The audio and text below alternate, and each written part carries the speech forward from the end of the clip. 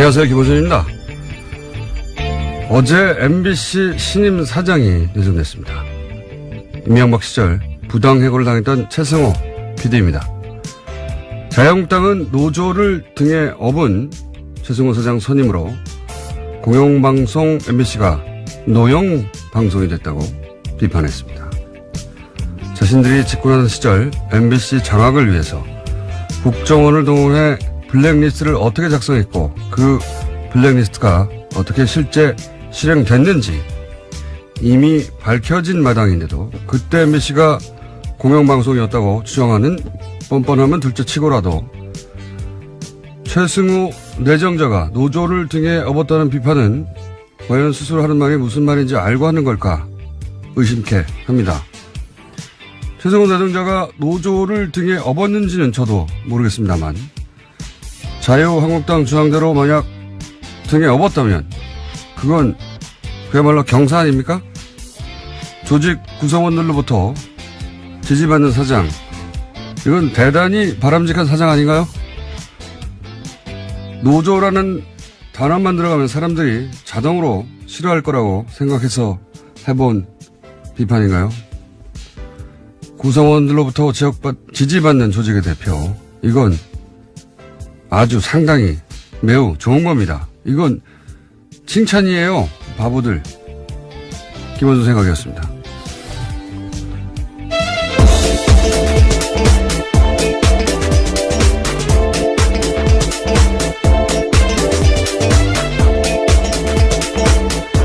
시사인의 김은지입니다. 자, 오늘은 제가 자체 미니를 하나 할 수 있어요. 옵션 열기 네, 자체 미니. 최초 아닌가요? 자체 미니. 그래서 일단 짧게 주요 뉴스를 짚고 자체 미니를 하도록 하겠습니다. 네, 미니 인터뷰를 스스로 하시겠다는 말씀이신 거죠? 그렇죠. 네. 아까 담당 PD도 깜짝 놀라시던데요. 미니 누구랑 하냐고. 나랑. 스스로 자체 미니를 하도록 하겠습니다. 자, 왜냐하면 이 옵션 열기 검색어 아직도 있어요. 예, 그렇죠. 어제 하루 종일 실시간 검색 순위 1위였습니다. 그리고 뭐 종편도 여기다 대해서 뭐 그거 아니라고 반론도 하고 뭐 여러 가지 말들이 많은데, 예. 제가 오늘 완전한 한삽 덮어가지고. 네, 김어준이 묻고 김어준이 답한다. 뭐 이런 코너. 왜 그런 말을 해야 하는가. 자, 첫 번째 뉴스는 뭡니까? 네, 다스는 누구 겁니까? 관련된 소식입니다. 어제 참여연대와 민변이 다스의 비자금 의혹과 관련해서요. 이상은 대표이사와 성명불상의 실소유주를 서울중앙지검에 고발했습니다. 이게 너무 웃겨요. 성명불상 실소유주. 네, 여기서 성명불상의 실소유주는요. 사실상 이명박 전 대통령을 가리키는 겁니다. 그건 뭐 전국민이 다 아는 건데. 네. 어쨌든 법적으로는 여전히 성명불상 그렇죠. 실소유주가 맞죠. 예. 네. 이들 단체는 두 사람을 횡령, 범죄수익 은닉 규제, 조세포탈 등 혐의로 수사해달라고 요청을 한 건데요. 두 사람이 공모해서 2003년부터 2008년까지 다스의 해외 수입 원자재 가격을 부풀리는 수법으로 약 120억 원의 비자금을 만들었다라는 주장입니다. 그런 다음에 국세청의 추적을 피하기 위해서 43개의 차명 계좌에 넣어 관리했다라는 건데요. 뿐만 아니라 2007년 BBK 사건의 특별검사를 지냈던 정호영 변호사도 특수직무유기 혐의로 고발했습니다. 정 변호사가 당시에 다스 비자금을 확인하고도 이를 수사하지 않은 채 덮었다라는 주장입니다. 이건 뭐 저희가 몇 달째 하고 있는 이야기입니다. 예. 자, 관련 뉴스가 JTBC에서 몇 가지 주르륵 나왔죠? 예. 네, 정호영 특검에서 어떤 문제가 있었는지에 대한 보도인데요. 과거 BBK 특검은 비자금 조성 과정이 담긴 다스 내부 문건을 확보하고도 오히려 다스에 돌려줬다라는 증언을 JTBC가 어제 저녁에 보도했습니다. 특검이 비자금 120억 원을 발견하고도 회사에 돌려준 데 이어서 주요 증거물까지 피의자에게 돌려줬다라는 주장이 나온 건데요. 당시 특검이 문건을 돌려주면서 이 문건들을 보면 다스가 어떻게 비자금을 만들었는지 알 수 있다. 이런 설명까지 했다라는 겁니다. 이 때문에 특검이 다스 실소유주 규명할 증거 은폐를 도운 게 아니냐라는 지적도 나오고 있는데요. 또 다른 증언도 있습니다. 다스 내부 관계자에 따르면 특검이 왔는데 특별검사가 와서 사장실 가서 커피 한 잔 먹고 그냥 갔다라는 겁니다. 그러니까 제대로 수사 안 했다라는 거죠. 이건 특검이 아니라 공범이었어요. 예. 당시 물론 특검에 소속됐던 모든 검사들이 이 내용을 다 알고 있지는 않았겠지만 적어도 이 사항을 이렇게 처리하도록 결정한 특검보, 예. 및 몇몇은 반드시 수사 대상이 돼야 된다. 예. 공범이었다. 자, 그리고 또 JTBC가 관련 보도를 또 했죠. 예. 네, 다스 비자금과 관련된 의혹이 또 있다라는 건데요. 당시에 다스 경리팀 직원이 하청업체 직원에게 비자금 관리를 맡겼다라는 증언도 JTBC가 보도했습니다. 현금 수천만 원이 담긴 쇼핑백을 주면서 비자금 조성을 시켰다라는 건데요. 심지어 해당 직원은 특검 조사에서 비자금을 다 자기가 조성했다라는 진술을 했지만요. 특검은 더 이상 수사하지 않았다라고 합니다. 그렇겠죠. 예. 그리고 그렇게 해가지고 이제 120억대 비자금 계속 나오는 그 비자금 120억대 비자금을 20대 직원 하나가 내가 다 해먹었고 내가 했다니까 계속 주장하는 거야. 네, 당시 특검에서 그렇게 주장했다는 건데요. 그래서 근데 특검이 그랬겠지 하고 수사 안 했다는 거 아닙니까? 예. 심지어 해당 직원은 지금까지도 다스에서 근무하고 있다라고 합니다. 120억을 해먹었다는데. 그리고 JTBC 취재진들이 정호영 특검과 관계자한테 여러 차례 해명을 요청했지만요. 아무런 답변도 듣지 못했다라고 합니다. 답변 어떻게 합니까? 자, 사실 이 이야기도 저희가 뉴스공장에서 했던 이야기입니다. 했던 이야기인데 뉴스공장과 JTBC 영향력 차인가요? 예. 좀 억울합니다. 어쨌든 다시 한번 JTBC에서 보다 구체적인 이제 관계자들의 증언과 함께 영상으로 확인 사살을 해준 내용입니다. 네. 수사하지 않을 수 없죠. 예, 이제는. 네, 미리 예고드리면 다음 주 시사인에도 관련 보도가 나갑니다. 자, 그러면 다른 거 전에 제가 한 가지 좀 더 할까요? 네. DJ 비자금 의혹, 이거 굉장히 재밌는 뉴스예요. 예. 네, 오늘 아침 경향신문 보도인데요. 2008년에 불거졌던 당시 DJ 비자금 의혹과 관련해서 제보자가 박주원 국민의당 최고위원이다라는 겁니다. 당시에 여야가 갈등을 불러왔던 의혹인데요. 당시에 주성영 한나라당 의원이 제기했습니다. 하지만 검찰은 수사 끝에 허위사실로 종결했는데요. 사정당국 관계자를 인용해서 보도하고 있는 이 보도를 보면요. 사정당국 관계자의 말에 따르면 박주원 최고위원이 대검정보기획관실 정보관으로 일하면서 얻은 정보라고 하면서 관련된 자료를 주성영 의원에게 줬다라는 겁니다. 이게 지금 박주원 의원은 국민의당 최고위원이에요, 현재.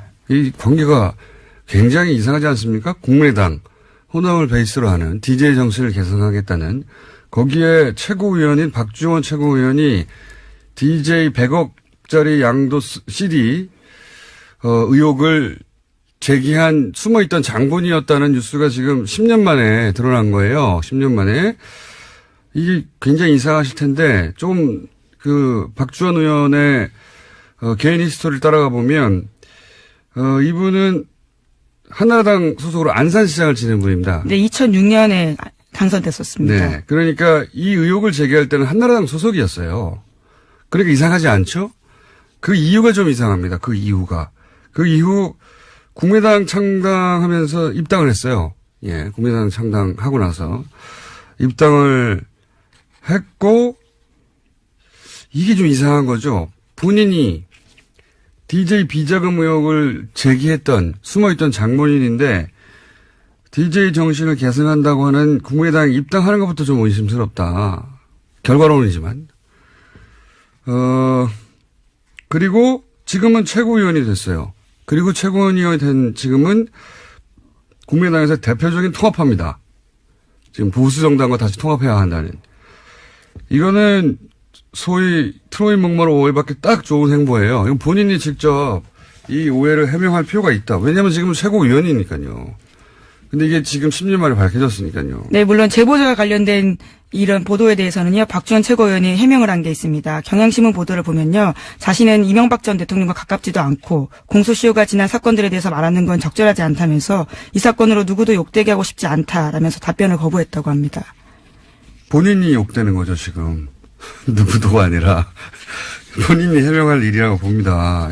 굉장히 이상한 일이에요. 예, 그리고 그 행보에 대해서 왜 그러면 이렇게 DJ를 했던 사람이 DJ 정신을 계승한다는 정당에 굳이 입당해서 지금 현재 최고위원이 돼서 다시 보수정당과 합당하자고 하는지 설명해야 하는 사안이라고 보고요. 자, 이제.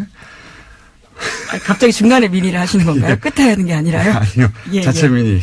네. 잠깐이 아니라 좀 길게 해볼까 합니다. 왜냐면은 제가 어제 브리핑을 하다가 미투 해시태그 얘기하다가. 예, 그렇죠. 어제 타임의 올해 인물 설명을 하다가요. 나온 태그 이야기입니다. 얘기 나와서 제가 갑자기 발동을 해서, 이것저것 좀 뒤섞어서 설명을 했는데, 오늘은 좀 자세히 설명을 할까 하는데, 왜냐면 또 어제 정편에서, 이거 댓글 알바 아니다. 뭐 이런 물타기도 나왔어요. 제가 그분들에게 조언을 드리는데, 잘 모르시면서 참전하시면 안 됩니다. 선관위 뒤도수 사건 제가 잡아가지고 특검까지 간 겁니다, 이거. 댓글 알바 제가 처음 떠들기 시작한 거예요. 시발단 제가 찾아낸, 이 분야의 전문가는 접니다. 네. 자, 그래서 잘 모르면서 그렇게 참전해가지고 이거 댓글 알바 아니다, 이런 물타기 하시면 나중에, 곤욕을 치를 수 있습니다. 자, 우선 자세히 제가 설명을 드릴게요. 어제는 제가 짧게 얘기했는데, 이 댓글 부대는 우선 네이버가 활동 베이스로 봅니다. 자, 예를 들어보죠. 댓글 지정이 있다. 그러면 댓글도 다르고 퍼 나르고 막 유포해야 되잖아요. 뭐 이건 국정원 또는 뭐 사이버 사령부 댓글 수사에서도 나왔죠. 그렇게 한다고. 그런데 네이버 기사의 댓글 창에는 댓글 모음이라는 메뉴가 있어요. 그 상단에, 그 창 상단에. 근데 글 내용을 카피할 때 마우스로 이렇게 쭉 글만 긁는 게 아니라 윗부분에 이런 댓글 모음이라고 하는 메뉴가 있는 부분이 상당히 있을 거 아니에요. 그걸 쫙 긁으면 댓글 모음 메뉴 바로 뒤에 화살표 모의 꺽쇠가 하나 있습니다. 꺽쇠. 이 꺽쇠 부분까지 카피를 하고 그걸 붙여 쓰기를 하면 이 꺽쇠 부분에 옵션 열기라고 하는 숨어있는 텍스트가 있어요. 그게 복사가 되는 거예요. 이 꺽쇠에 옵션 열기라는 태그가 숨어있는 거죠. 예. 그 프로그래밍을 할 때 이 화살표 꺽쇠, 딴 데 있는 게 아니라 이 꺽쇠에 들어있는 거예요. 꺽쇠의 주석으로 달아놓은 겁니다. 이건 프로그램 하는 분들은 무슨 말인지 금방 알아두실 텐데, 그 꺽쇠에 그런 주석을 달아놨는데, 그 주석의 목적이 뭐냐? 네이버가 확인해 준 바에 의하면 이 대체 텍스트의 목적은 원래 시각장애인들이 보지를 못하잖아요, 화면을.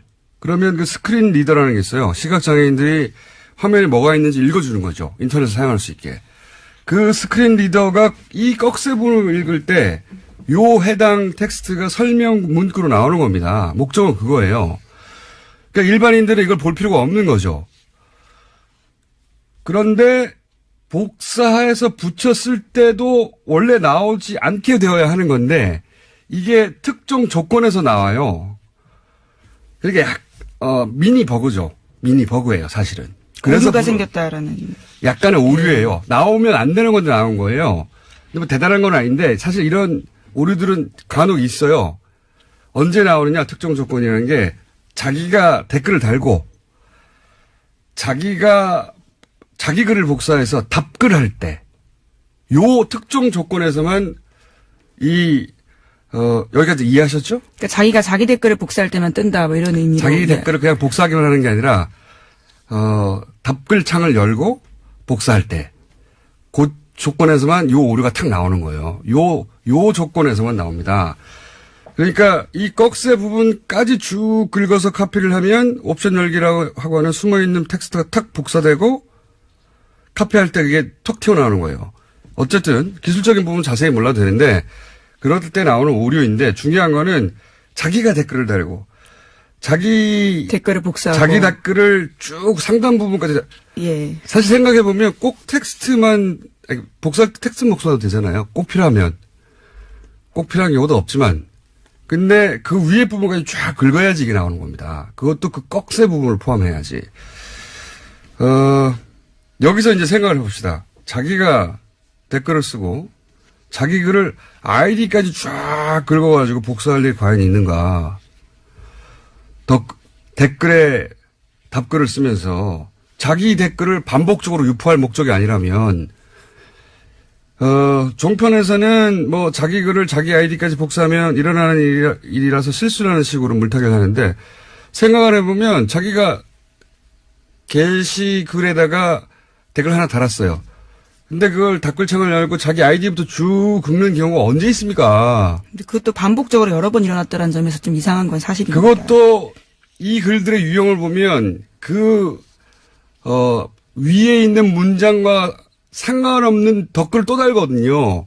그러니까 한 번 한 다음에 계속 갖다 붙이는 거예요, 이게. 실제로. 예를 들어서, 문슬람 죽어라, 뭐 이런 거. 여기서 문슬람은 문재인과 이슬람, IS 이후에 새로 생긴 조합이거든요. 이것도 국정원이 만들었다고 저는 추정하는데, 문재인 꺼져라, 뭐 조국은 뭐 닥쳐라. 이걸 왜 아이디부터 쭉 카피해요? 예. 이거는 실수가 아니에요. 그리고, 그걸 왜 다시 붙여넣죠? 그리고 아이디부터가 없어요. 복사해가지고 어디다 붙여놓죠? 그런 일들은 일반 유저한테 일어나지 않습니다. 그것도 한두 명도 아니에요. 그렇게 수많은 사람들, 제가 확인한 것도 1000명이 넘어요.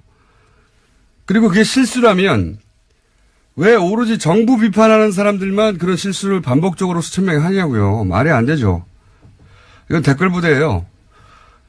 그리고 자, 그러면 댓글 부대가 아이디부터 쭉 카피하는 경우는 어떤 경우일까? 지금 댓글 붙인다고 했잖아요. 그러니까 첫 번째로 어제 말씀드린 예죠. 컴퓨터에 익숙하지 않은 댓글 알바가 어제 얘기한 노는시원 같은 분들이 그냥 쭉 긁은 거예요. 왜냐하면 여러 군데다 붙여넣어야 되니까 아이디도까지 긁어버린 거죠. 그리고 나서 이제 지워야 되는데 말씀드렸잖아요. 요 옵션 열기는 다른 건 아이디 같은 거는 그 복사해서 붙여넣을 때 자기 아이디 거기다 집어넣고 다른 거는 지우는데 요 옵션 열기는 처음 보는 거거든요. 뭐지? 하고 남겨둔 겁니다.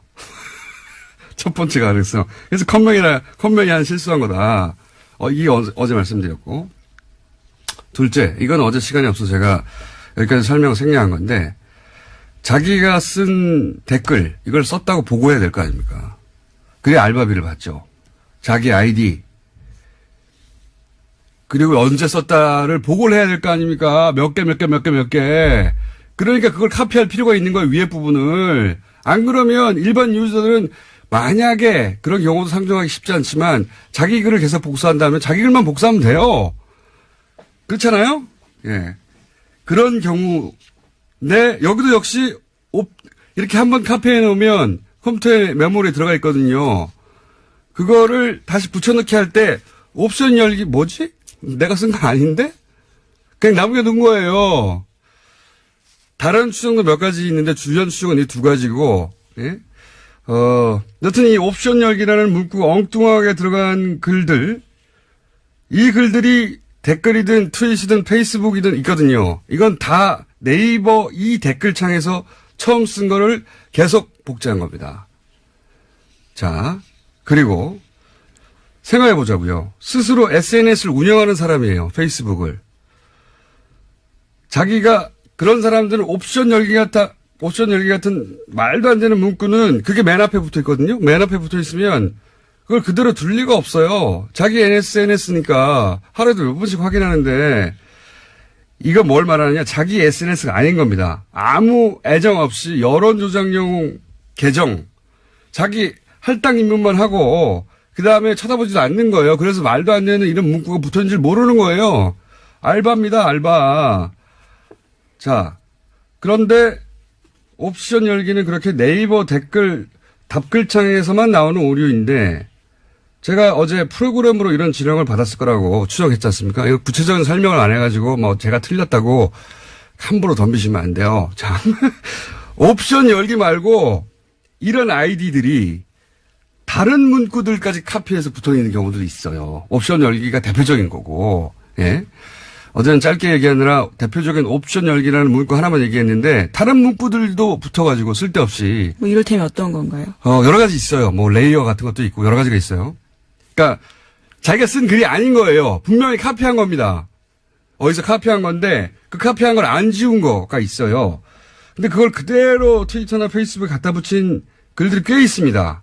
그래서 제가 이걸 보면서 이건 네이버 이외에 다른 어떤 프로그램 메뉴 부분을 긁다가 같이 붙이게 된 거구나 추정을 한 거예요. 그리고 또 한 가지 생각을 해보면 이제 댓글 지정이 있다고 칩시다. 그럼 내용만 갑니까? 아니에요. 그걸 어디다 쓸 건지 지정해 줘야 되잖아요. 그러니까 그 글을 어디다 달지 링크가 같이 가야 됩니다. 이게 짧은 게 아니란 말이에요. 이거 불러줄 수도 없어요. 그러면 카톡이나 메일 같은 걸로 보낼 수도 있어요. 물론. 근데 지난 수사 때 잡힌 게 다 그런 거예요. 수사 때 설린 게 메일 내에서 나오고 막. 그러니까 내용과 링크를 어떤 프로그램으로 이제는 보내는 게 아니겠는가 앞에 거 부분을 합쳐서 그렇게 추정을 한 겁니다. 물론 이런 별도 프로그램이 없을 수도 있어요. 원시적으로 할 수도 있어요. 여전히. 뭐 메일로 한다든가. 프로그램이 없을 가능성도 있는데 프로그램이 있을 거라는 추정한 것은 그런 근거에 해서 한 것이고. 근데 프로그램이 있냐 없냐는 본질이 아니에요. 그것도 제가 계속 추적해 보고 싶은데 중요한 건 이 옵션 열기 댓글 부대가 현재도 돌아가고 있다. 그런 정황이 명백하다. 그런데 옵션 열기라고 하는 실수 없이 유포된 건 얼마나 더 많겠는가. 예. 여기가 끝이 아닙니다. 너무 긴가요? 네. 왜냐면은 자꾸 이렇게 어설프게 덤벼가지고.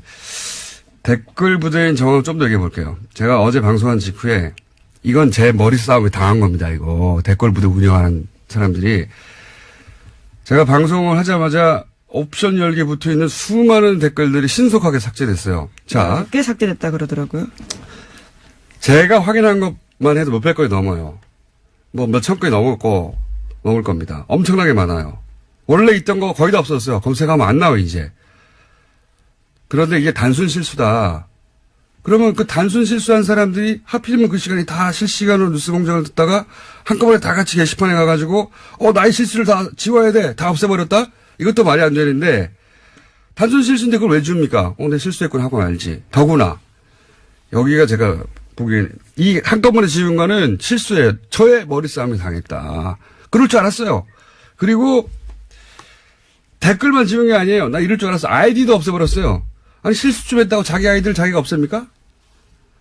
네, 하지만 실시간 캡처본들이 요새 돌아다니고 있어서요. 그 내용들과 아이디가 남아있긴 합니다. 옵션 열기했던 아이디 확인해보세요. 이것도 실수예요. 이거 왜 다 지우냐고. 놀라서 지운 거예요. 방송하니까. 오히려 댓글과 아이디 삭제 안 했어야 합니다. 놀라서 삭제한 거지. 바보들. 그리고 또 있습니다. 한 2분만 더 할게요. 이 옵션을 열기. 예. 문구는 제가 어제 처음 본 게 아니에요. 최근이 아니고 몇 년 전부터 본 겁니다, 이건. 몇 년 전부터.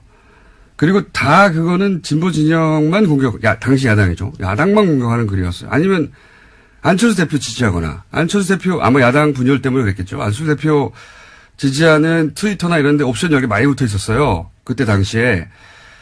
예를 들어서 그 안철수 대표가 민주당 탈당 기자회견 할 때 그 안철수 대표의 기자회견문을 리트윗한 글 이런데 옵션 열기 이런 거 맨 앞에 띡 붙어 있는 글들 많아요.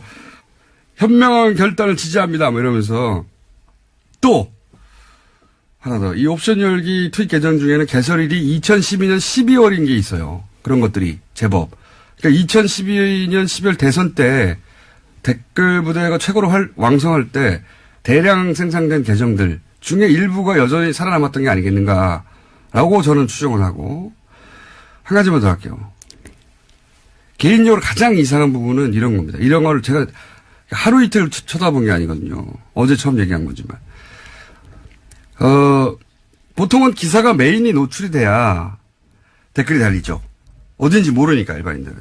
근데 저는 오래전부터 요거는 댓글 부대에 관심이 많겠는데 하는 뉴스가 있으면은 원래 뭐 수십 개 관련 기사가 있잖아요. 저는 그 수십 개를 다 클릭해 봅니다.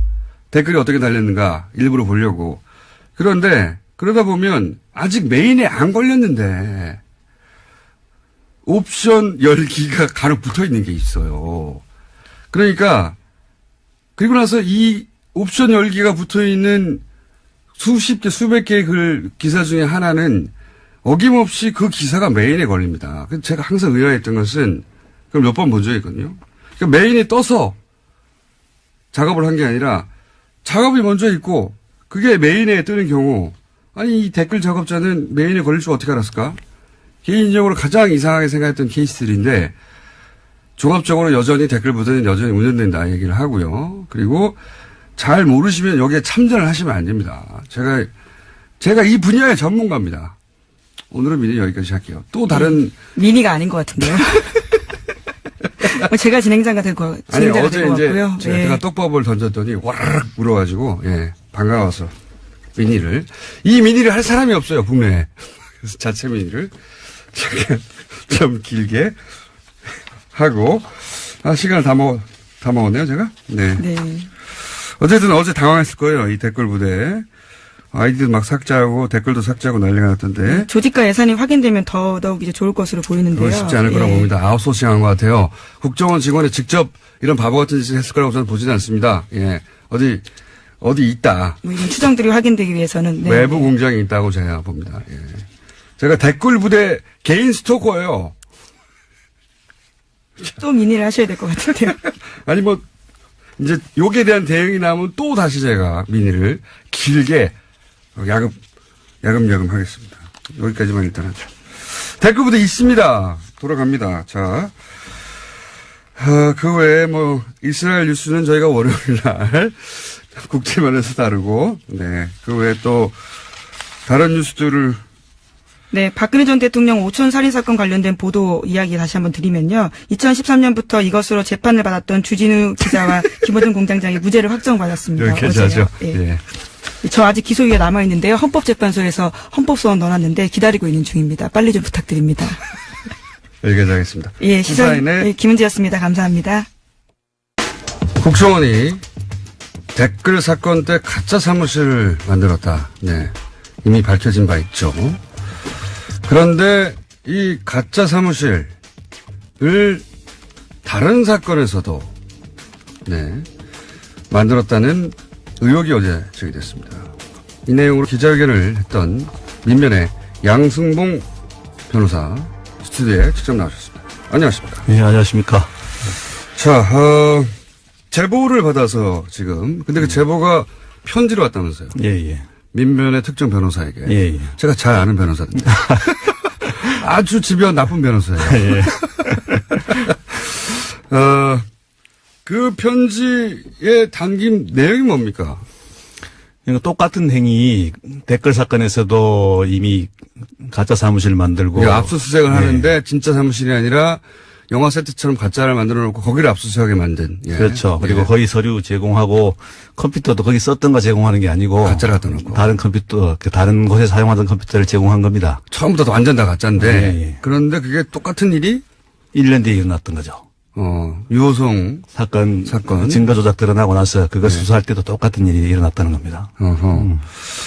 그거를 이제 무슨 이메일이나 이런 게 아니라 옛날 방식의 진짜 편지를 통해서 보냈다면서요. 예. 아마 추적을 피하고 싶어서 그랬던 것 같은데. 그렇죠. 그런데 이제 저도 제보를 많이 받아보지만 제보가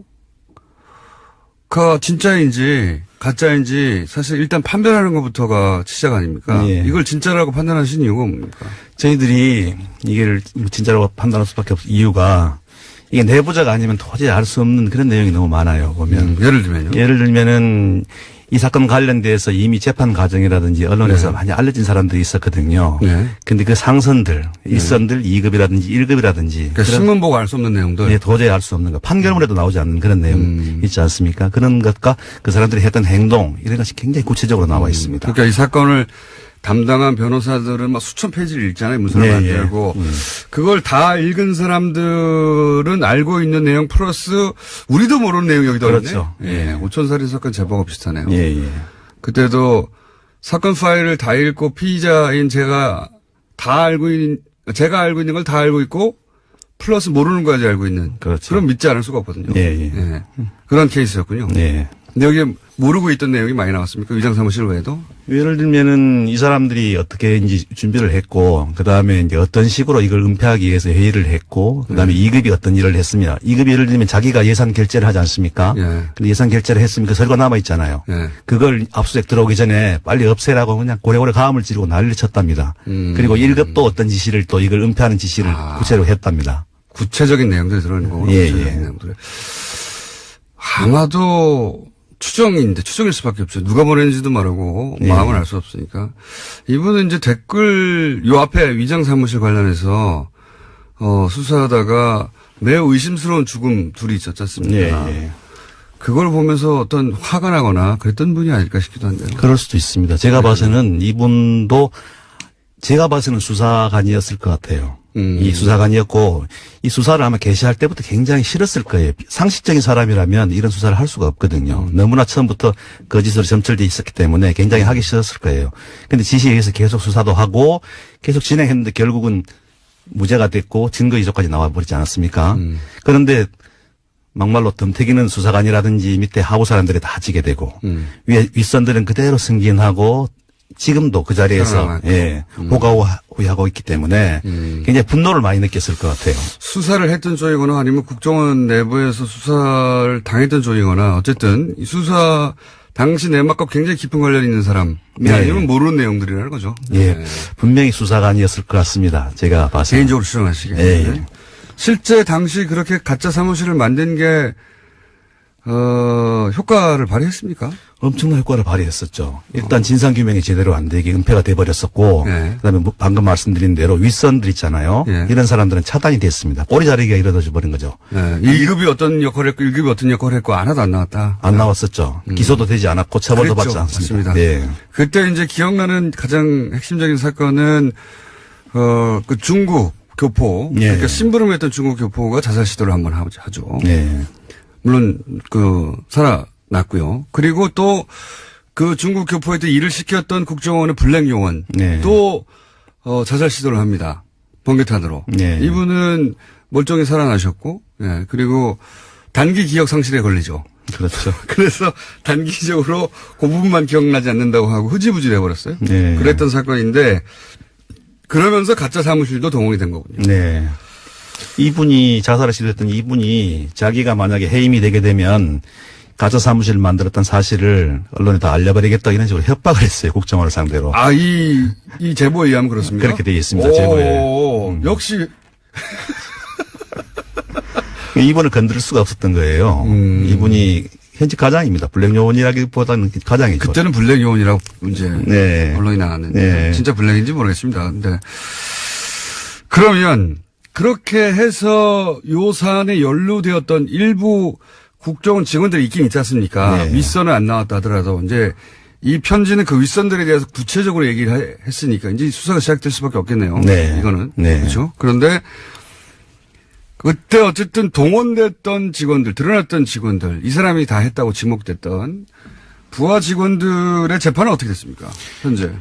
1심에서는 그 1년부터 그 2년 6개월까지 다 징역형, 4명 다 징역형이 선고됐었습니다. 선고됐는데. 예. 근데 항소심에 가서 한 명한테 저희들 표현으로는 몰아주기. 한 명이 2년 6개월 받았던 분이 4년 받고 나머지 3분은 2명이 선고유예를 받아버리고. 선고유예를요? 한 명이 벌금 1,000만 원을 받았습니다. 다 나왔네요. 너무 충격적인 판결이었어요. 이런 중체대한 범죄에 대해서 선고유예 2명. 아니, 멀쩡한 사람을 간첩으로 만들었는데, 국가기관이. 그리고 이거는 또 증거 위조에 관련된 그러니까요. 사안이었는데, 이렇게 그냥 가볍게. 항소심에서 한 사람이 다 몰아받고 나머지는 풀려났다.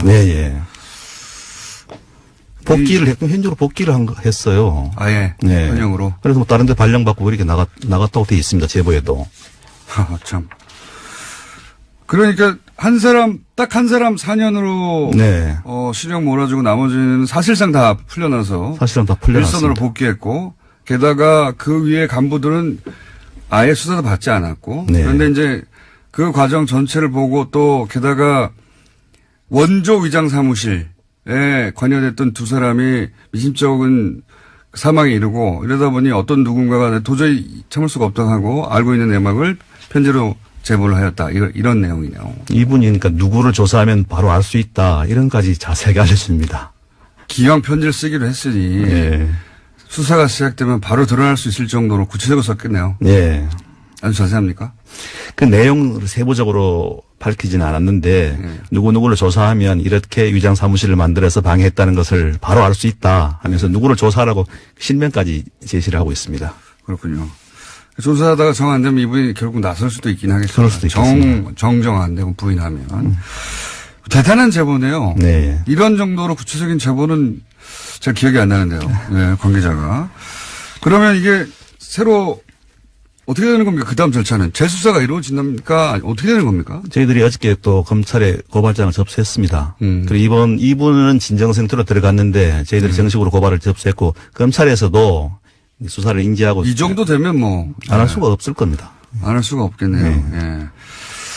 자, 그러면 당시 사실 검찰의 책임도 묻지 않을 수 없어요. 당시 그 전체 과정 이런 가짜 증거를 내밀고 가짜로 전체 사건이 이루어졌는데 검찰은 그러면 이 가짜를 단 하나도 제대로 검증하지 못했을 뿐만 아니라 뭐 사실상 국정원이 원하는 방향대로 갔지 않습니까? 네. 그러니까 유호성 씨를 조사할 때 기소하고 할 때. 네. 검찰에 대한 책임을 묻는 부분은 혹시 없습니까? 그 안에서? 국가보안법 사건이 유일하게 검찰이 좀 의리되는 그런 사건이더라고요, 보니까. 오히려 국정을 약간 휘둘리는 맛이 좀 있습니다. 예. 많이 휘둘리는 맛이 예. 있죠. 그런데 예. 검찰도 이우성 사건 그 재판을 진행하면서 또 수사 단계에서부터 분명히 미심적인 부분을 느낄 수밖에 없었거든요. 네. 근데 그냥 계속 고해버리더라고요, 보니까. 그래서 저는 정신이 좀 약간 좀 의문이었고 한심함도 좀 느꼈었는데 실제로 이우성 그 출입경 기록이 위조됐다는 사실은 네. 항소심에서 그 위조 증거가 나왔잖아요. 네. 근데 1심에서도 굉장히 그게 말이 많이 주고받았었습니다. 진짜 기록 누가 갖고 있지 않느냐 내놔라 했는데 계속 없다고 하더라고요. 그런데 그 진짜 기록과 다른 허위 위조 증거 기록을 검찰이 항소심에서 제출하면서 네. 자기들이 진짜 기록을 가지고 수사한 사실을 인정을 하더라고요. 처음에. 예. 그래서 진짜 기록하고 가짜 기록하고 다르다는 것을 알고 있는데도 그걸 내는 거예요. 내놓고 계속 내놓고. 예, 내놓고 자기들이 이건 진짜 기록이라고 이렇게 거짓말을 계속 하는 거예요. 검찰도 책임이 분명히 있네요. 있습니다. 예, 일종의 종범 역할을 해줬네요. 같이. 네. 이게 사실은 범죄인데. 네. 그런데 제가 이제 여기까지 하고 일단 수사가 시작되면 좀 구체적으로 한 번 더 보실게요. 수사가 시작하면 누가 언제 어떻게 뭐 이런 이야기를 검찰 수사를 촉구하는 의미에서라도 네. 한 가지만 딱 여쭤볼게요. 지난달 국정원 적폐청산 TF가 서울시 공무원 간첩 조작 사건을 다뤘어요. 네. 그렇죠? 물론 저는 이제 적폐청산 TF가 서버에 있는 문서만으로 모든 그때 일어났던 일을 전모를 확인한다는 건 불가능하다고 생각합니다. 거기에 뭐 요약된 보고서 같은 거 있을 테니까. 그럼에도 불구하고 이 발표가 굉장히 실망스럽다고 평가했거든요. 그 이유를 좀 설명해 주십시오. 진상규명이 제대로 된 게 거의 하나도 없습니다. 조사 과정에서도 예를 들면은 가장 직접 당사자였던 유우성 씨나 그 여동생인 유가려 씨 이런 분들에 대한 면담도 없었습니다.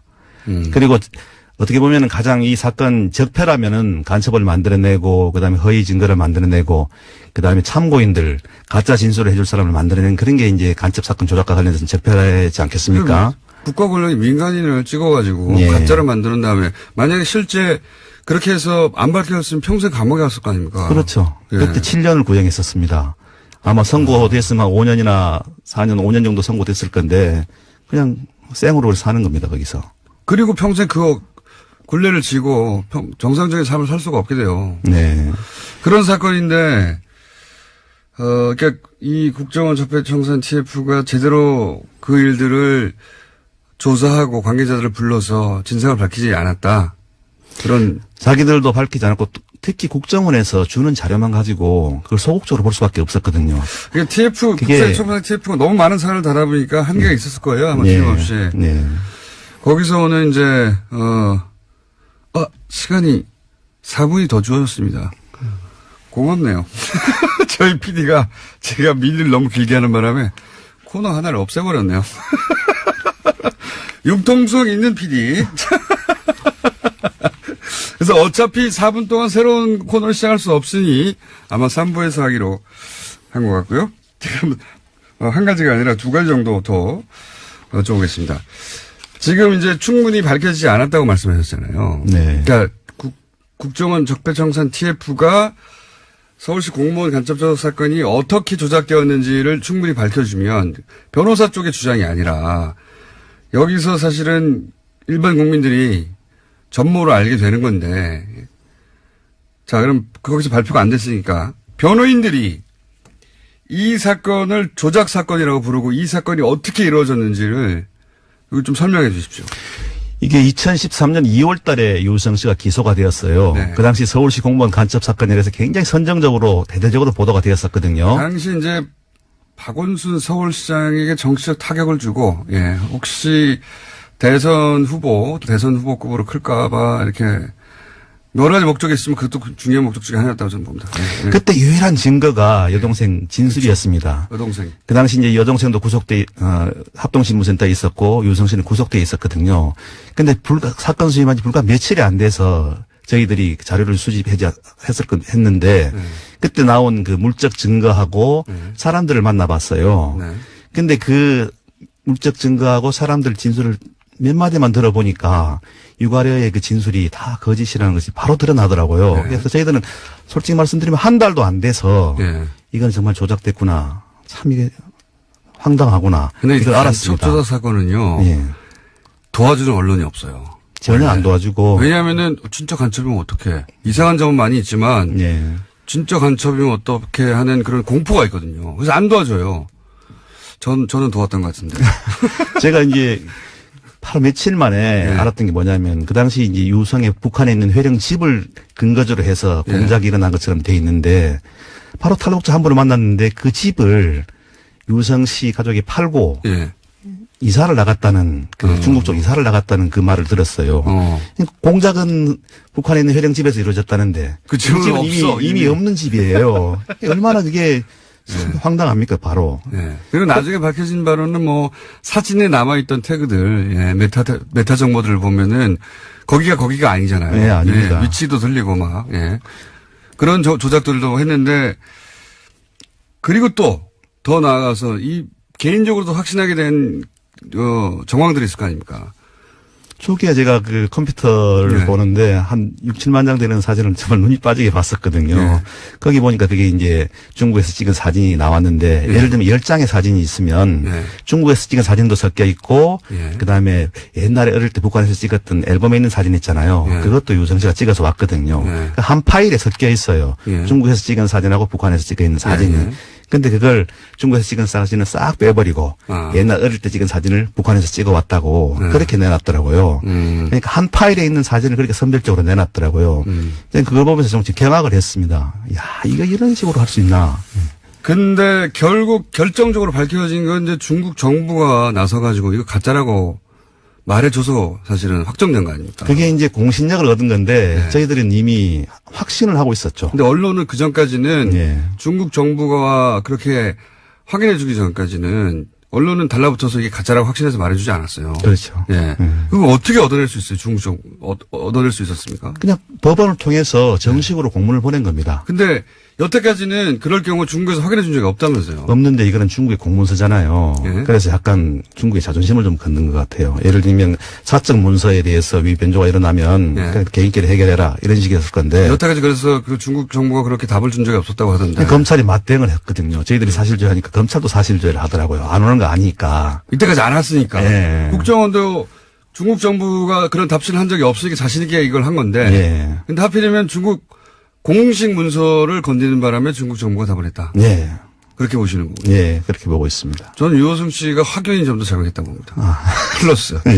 하필 또 화교였어요. 네. 하필 화교였고, 하필 중국 공식 문서를 건드리는데 두 개가 합쳐져서 우리나라 국가기관이 사실조회하니까 화가 났나 봐요. 네. 그래서 이 사건의 전모가 밝혀졌습니다. 그런데 여기도 국정원이 가짜 사무실을 운영했다. 오늘 여기까지 하고요. 그럼 구체적으로 가짜 사무실을 어떻게 운영해서 누가 책임져야 되는가? 이거 한 번 더 모실게요. 네, 알겠습니다. 수사를 제대로 안 하면. 네. 지금까지 민변의 양승봉 변호사였습니다. 감사합니다. 감사합니다.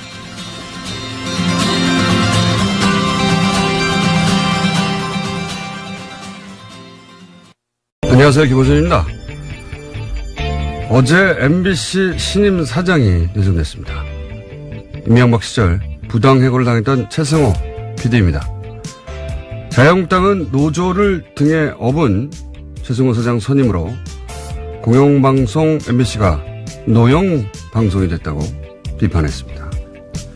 자신들이 집권하던 시절 MBC 장악을 위해서 국정원을 동원해 블랙리스트를 어떻게 작성했고 그 블랙리스트가 어떻게 실제 실행됐는지 이미 밝혀진 마당인데도 그때 MBC가 공영방송이었다고 주장하는 뻔뻔함은 둘째치고라도 최승우 내정자가 노조를 등에 업었다는 비판은 과연 스스로 하는 말이 무슨 말인지 알고 하는 걸까 의심케 합니다. 최승우 내정자가 노조를 등에 업었는지는 저도 모르겠습니다만 자유한국당 주장대로 만약 등에 업었다면 그건 그야말로 경사 아닙니까? 조직 구성원들로부터 지지받는 사장, 이건 대단히 바람직한 사장 아닌가요? 노조라는 단어만 들어가면 사람들이 자동으로 싫어할 거라고 생각해서 해본 비판인가요? 구성원들로부터 지지받는 조직의 대표, 이건 아주 상당히 매우 좋은 겁니다. 이건 칭찬이에요. 바보들. 김원준 생각이었습니다.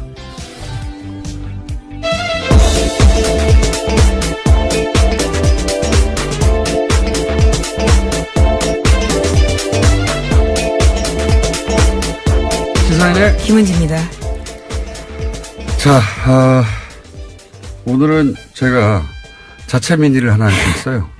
옵션 열기 네, 자체 미니. 최초 아닌가요? 자체 미니. 그래서 일단 짧게 주요 뉴스를 짚고 자체 미니를 하도록 하겠습니다. 네, 미니 인터뷰를 스스로 하시겠다는 말씀이신 거죠? 그렇죠. 예. 아까 담당 PD도 깜짝 놀라시던데요. 미니 누구랑 하냐고. 나랑. 스스로 자체 미니를 하도록 하겠습니다. 하지만 검찰은 수사 끝에 허위사실로 종결했는데요. 사정당국 관계자를 인용해서 보도하고 있는 이 보도를 보면요.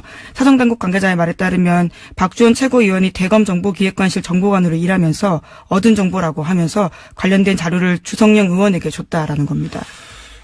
이게 지금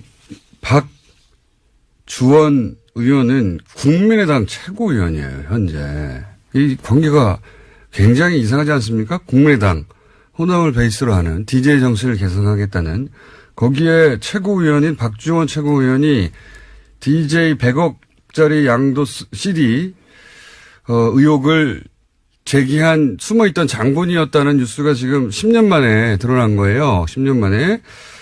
이게 굉장히 이상하실 텐데 좀 박주원 의원의 개인 히스토리를 따라가 보면 이분은 한나라당 소속으로 안산시장을 지낸 분입니다. 네, 2006년에 당선됐었습니다. 네. 그러니까 이 의혹을 제기할 때는 한나라당 소속이었어요.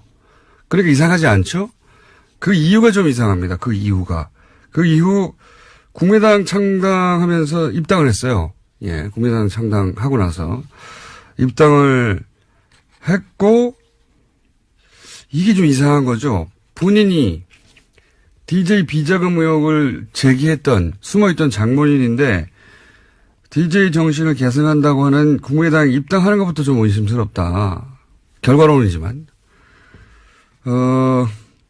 그리고 지금은 최고위원이 됐어요. 그리고 최고위원이 된 지금은 국민의당에서 대표적인 통합파입니다. 지금 보수 정당과 다시 통합해야 한다는. 이거는 소위 트로이 목마로 오해받기 딱 좋은 행보예요. 이건 본인이 직접 이 오해를 해명할 필요가 있다. 왜냐하면 지금은 최고위원이니까요. 근데 이게 지금 10년 만에 밝혀졌으니까요. 네, 물론 제보자와 관련된 이런 보도에 대해서는요, 박주원 최고위원이 해명을 한 게 있습니다. 경향신문 보도를 보면요, 자신은 이명박 전 대통령과 가깝지도 않고 공소시효가 지난 사건들에 대해서 말하는 건 적절하지 않다면서 이 사건으로 누구도 욕되게 하고 싶지 않다라면서 답변을 거부했다고 합니다. 본인이 욕되는 거죠, 지금. 누구도 아니라 본인이 해명할 일이라고 봅니다. 굉장히 이상한 일이에요. 예. 그리고 그 행보에 대해서 왜 그러면 이렇게 DJ를 했던 사람이 DJ 정신을 계승한다는 정당에 굳이 입당해서 지금 현재 최고위원이 돼서 다시 보수정당과 합당하자고 하는지 설명해야 하는 사안이라고 보고요. 자, 이제. 갑자기 중간에 미니를 하시는 건가요? 예. 끝에 하는 게 아니라요? 아니요. 예, 자체 예. 미니. 네. 잠깐이 아니라 좀 길게 해볼까 합니다. 왜냐면은 제가 어제 브리핑을 하다가 미투 해시태그 얘기하다가. 예, 그렇죠. 어제 타임의 올해 인물 설명을 하다가요. 나온 태그 이야기입니다. 얘기 나와서 제가 갑자기 발동을 해서, 이것 조금 이것저것 좀 뒤섞어서 설명을 했는데 오늘은 좀 자세히 설명을 할까 하는데 왜냐면 또 어제 정편에서 이거 댓글 알바 아니다 뭐 이런 물타기도 나왔어요. 제가 그분들에게 조언을 드리는데 잘 모르시면서 참전하시면 안 됩니다. 선관위 뒤소수 사건 제가 잡아가지고 특검까지 간 겁니다. 이거 댓글 알바 제가 처음 떠들기 시작한 거예요. 시발단 제가 찾아낸 이 분야의 전문가는 접니다. 네. 자, 그래서 잘 모르면서 그렇게 참전해가지고 이거 댓글 알바 아니다 이런 물타기 하시면 나중에 곤욕을 치를 수 있습니다. 자, 우선 자세히 제가 설명드릴게요. 어제는 제가 짧게 얘기했는데 이 댓글 부대는 우선 네이버가 활동 베이스로 봅니다. 자, 예를 들어보죠. 댓글 지정이 있다. 그러면 댓글도 다르고 퍼 나르고 막 유포해야 되잖아요. 뭐 이건 국정원 또는 뭐 사이버 사령부 댓글 수사에서도 나왔죠. 그렇게 한다고. 그런데 네이버 기사의 댓글 창에는 댓글 모음이라는 메뉴가 있어요. 그 상단에, 그 창 상단에. 근데 글 내용을 카피할 때 마우스로 이렇게 쭉 글만 긁는 게 아니라 윗부분에 이런 댓글 모음이라고 하는 당시 특검, 물론 특검에 소속됐던 모든 검사들이 이 내용을 다 알고 있지는 않았겠지만 적어도 이 사항을 이렇게 처리하도록 결정한 특검보, 및 몇몇은 반드시 수사 대상이 돼야 된다. 공범이었다. 자, 그리고 또 JTBC가 관련 보도를 또 했죠. 네, 다스 비자금과 관련된 의혹이 또 있다라는 건데요. 당시에 다스 경리팀 직원이 하청업체 직원에게 비자금 관리를 맡겼다라는 증언도 JTBC가 보도했습니다. 현금 수천만 원이 담긴 쇼핑백을 주면서 비자금 조성을 시켰다라는 건데요. 심지어 해당 직원은 특검 조사에서 비자금을 다 자기가 조성했다라는 진술을 했지만요. 특검은 더 이상 수사하지 않았다라고 합니다. 그렇겠죠. 그리고 그렇게 해가지고 이제 120억대 비자금 계속 나오는 그 비자금 120억대 비자금을 20대 직원 하나가 내가 다 해먹었고 내가 했다니까 계속 주장하는 거야. 네, 당시 특검에서 그렇게 주장했다는 건데요. 그래서 근데 특검이 그랬겠지 하고 수사 안 했다는 거 아닙니까? 네, 심지어 해당 직원은 지금까지도 다스에서 근무하고 있다라고 합니다. 120억을 해먹었다는데. 그리고 JTBC 취재진들이 정호영 특검과 관계자한테 여러 차례 해명을 요청했지만요. 아무런 답변도 듣지 못했다라고 합니다. 답변 어떻게 합니까?